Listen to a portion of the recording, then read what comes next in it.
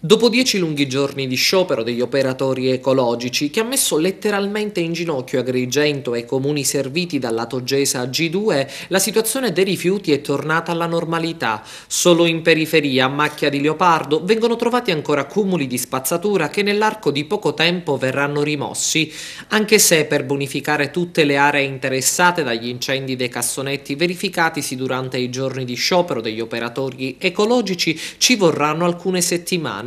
Difatti la rimozione dei cassonetti bruciati insieme alla spazzatura sono diventati rifiuti speciali e per questo motivo necessitano di un diverso trattamento rispetto a quello ordinario.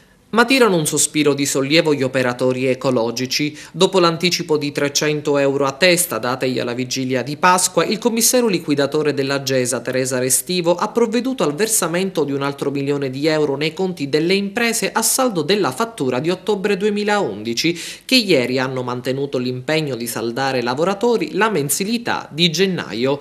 Ma nel corso della riunione con i sindaci soci della Togesa G2, la Restivo ha messo a punto i conti che permetteranno entro venerdì, come sottoscritto la scorsa settimana, di versare altre somme alla società d'ambito prima e alle ditte poi, per andare così avanti con i pagamenti arretrati degli operatori ecologici.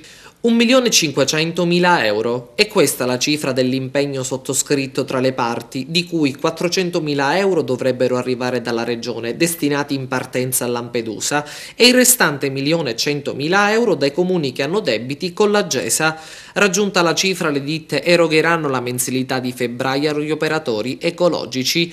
E nella riunione è arrivato anche il legale della Gesa, che sta seguendo la società nelle varie transazioni, compresa quella che vede molti sindaci consorziati intenzionati a procedere alla stipula immediata dei contratti di servizio tra la Gesa, i comuni e le imprese del raggruppamento, che hanno lo scopo di regolamentare diversamente i pagamenti, trasformandoli in un rapporto diretto tra comuni stessi e le ditte. E per discutere di questo il commissario liquidatore Teresa Restivo ha convocato per il 19 e 20 aprile un'assemblea dei soci della Gesa.